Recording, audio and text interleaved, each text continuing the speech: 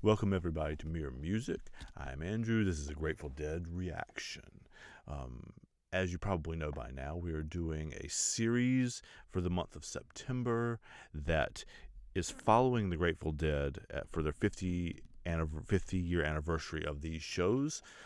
These are all shows we have been doing this month from September of 1974.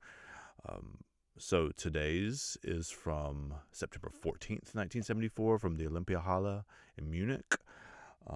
We're going to be doing Mississippi Half Step and into It Must Be the Roses, which are two of my favorite Grateful Dead songs altogether. I mean, there's a longer interpolation at the end of this show that's worth going back and seeing, but I couldn't resist the opportunity. I know I've done reactions to both of these songs before, but I couldn't resist doing a reaction or just listening along with you to two of my favorite of their songs. So again, this is Olympia Halle, Munich, September 14th, 1974. This is Mississippi Half Step, Uptown Tulu, and It Must Be the Roses. I do have to admit that last time that I spent a lot of time listening to Half Step, I spent a week singing the Rock and Rye line. Anyway, so here we go. Let's see what we got in this particular show.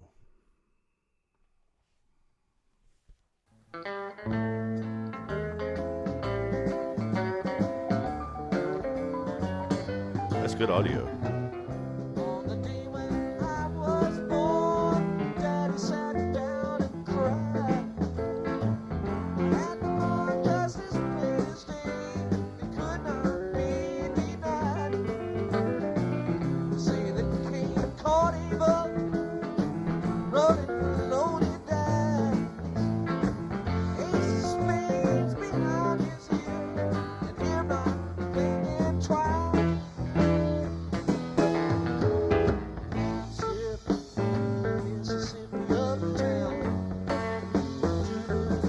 Still love that descending riff so much.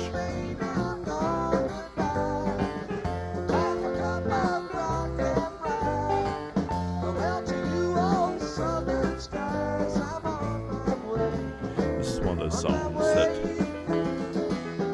every time I hear it, I am more confused about why this wasn't one of their biggest, like, radio hit kind of songs.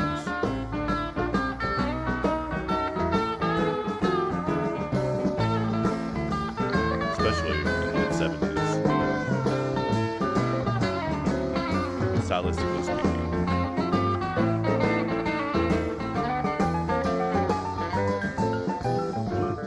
All you've got to live for is what you left behind. Get yourself a powder charge and see that silver mine. Lost my boots and trance and beer, bottom, smoking leather. Daily retreat to my feet and pray for better weather. Half step, Mississippi unveiled. I've always wondered that. Why is that lyric inverted from the title? Half Step Mississippi. I know it's for the rhythm of the line, but is there another story involved in that?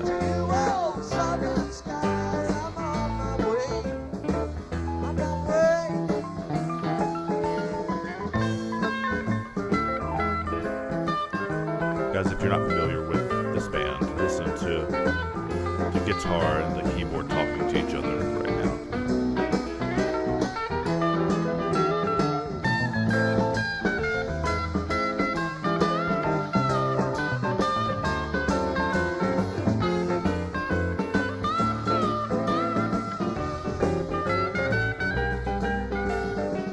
Say that when your ship comes in, first man takes the sail, second takes the after deck, the third the planks and rails.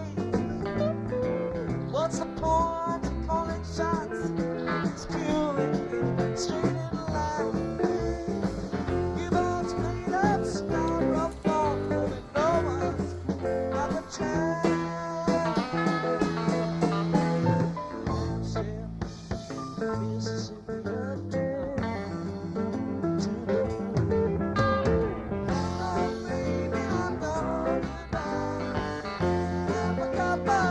have the vocals turned pretty far back in the mix. At least on the soundboard. I think it's the soundboard one. Let's say. No, it's not actually. Oh yeah, it is. Okay, so Charlie Miller.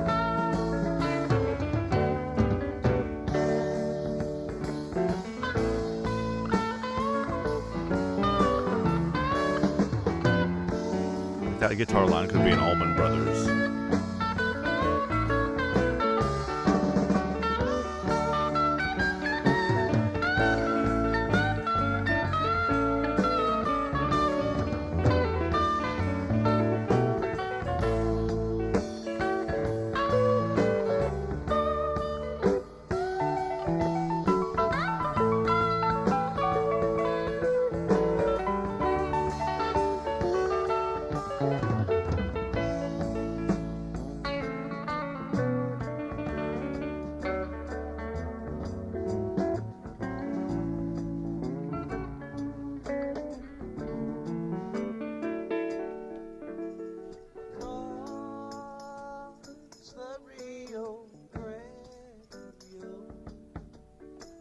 Across the lazy river,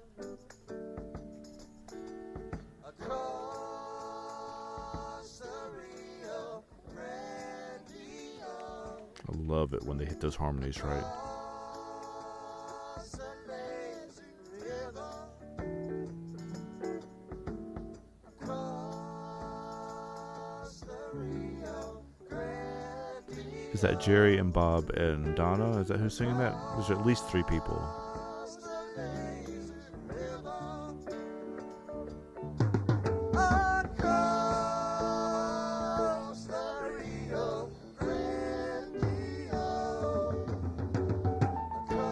They also pulled the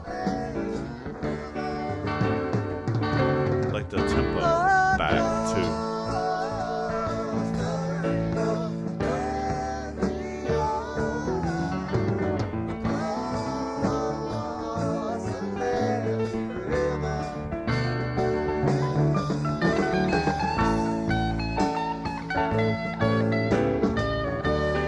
Also heard them play the outro singing across the Rio Grande part like much longer than that, like repeating it more times.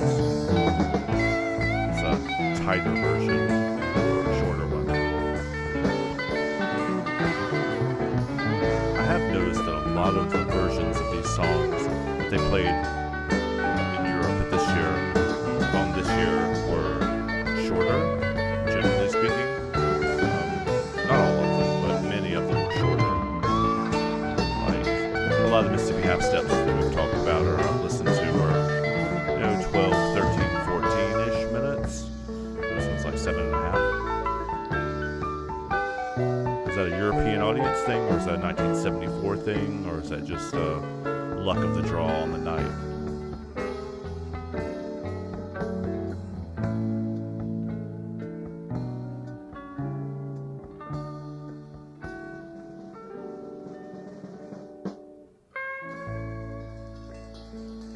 Okay, there is kind of a stop there, but also they do kind of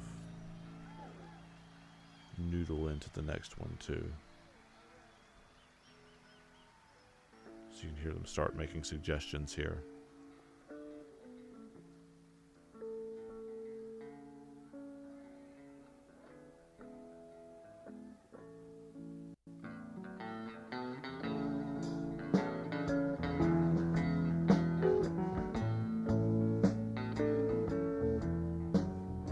And he laid her head down in the roses. These are both Jerry songs, right? She had ribbons, Am I remembering that right?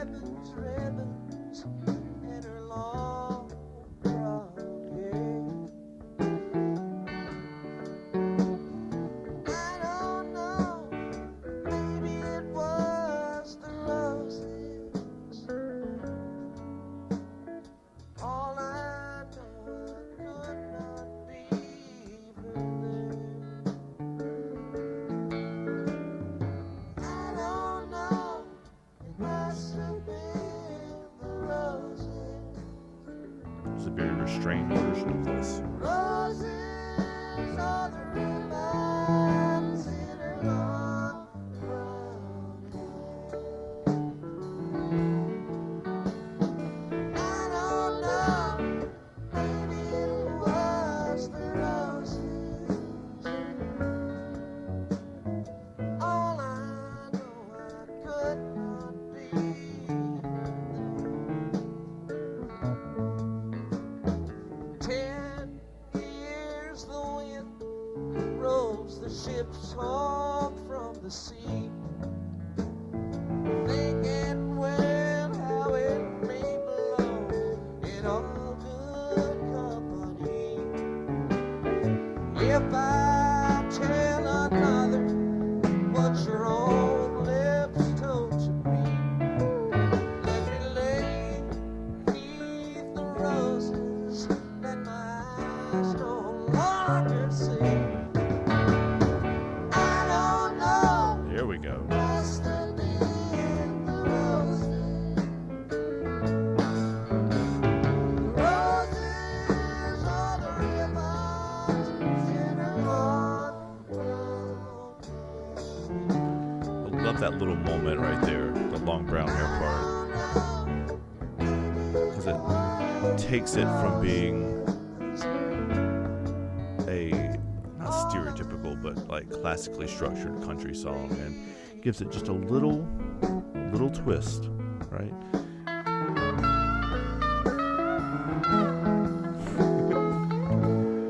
This is not your typical country guitar solo either. One pane of glass in the window. I guess it was a lick more than a solo. We just get the solo later. No one is complaining though. Come in and shut the door. Faded is the crimson from the ribbons that she wore. And it's strange how no one comes round anymore. They got Phil turned up a little bit more in this one. I don't know, must have been the roses. The roses are the ribbons in her long brown hair. I don't know, maybe it was the roses. All I know, I could not leave her there. And he laid her head down in the roses. She had a It also sounds like they're patching together different sources here. Sounds like the piano and like the different things are jumping from channel to channel, from like side to side. I don't know, maybe it was the roses. All I know, I could not I'll pause this for a second because I want you to hear this. No, don't do that. We're Mississippi half step again. We're going to go back to Must Have Been the Roses, and hopefully I'll be able to find it again. There was this little flare where the guitar played a descending riff and the piano played it. Like, it was like they just talked back and forth to each other. It's like here-ish, I think. I don't know, maybe it was the roses. There. No, that was the bass one. I could not leave her there.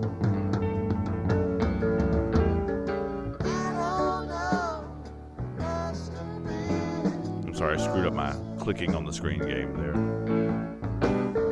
roses If I hear it again, I'll show it to you though. in her long brown hair. I don't know, maybe it was the roses. All I know, I could not leave her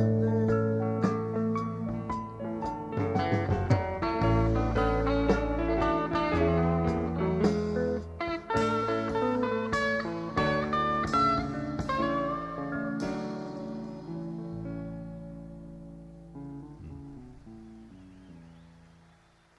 Yeah, guys, I'm sorry. I screwed up that little clicking transition, and jumped back and forth and back and forth. Um, I tried to get it close, but again, that's one of the things I love the most about this band is how the instruments like speak to each other. It was a great little, and they do it a couple times with the keys and the bass at that last little piece too, where the keys play a little motif and the bass kind of responds to it, and it just kind of bounces back and forth, and it's, I don't know, super cool. Um, I'm reminded when I listen to this of Mike Mills of REM.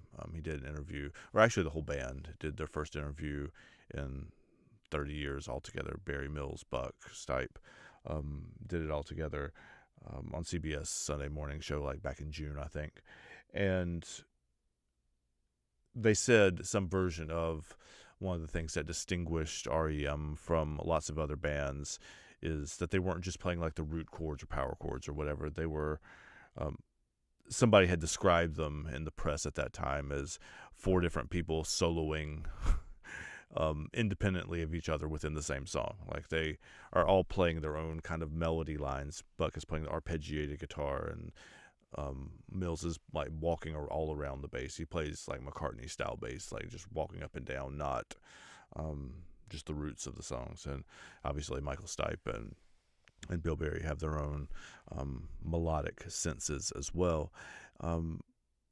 It's hilarious because the Grateful Dead is not a band that I would consider, or they would consider, one of their inspirations, REM's inspirations. For those of you who don't know and haven't followed my journey on the channel and haven't heard me run my mouth about it yet, REM is my favorite band. It always has been since I was, 11 or 12 years old. So it's a very special kind of group to me. And maybe that's one of the reasons I didn't get into the Grateful Dead to start with, because the two of them are pretty... I mean, where they end up is not terribly distant, super, super, super, super far, but where the points where they started, the new wave punk kind of world, and the jam band world, the country, blues, whatever, those worlds are not very similar at all where they started. But I could also identify the Grateful Dead as being several musicians all soloing at the same time. But it all kind of fits, right? It all kind of works together. And that's the magic, right?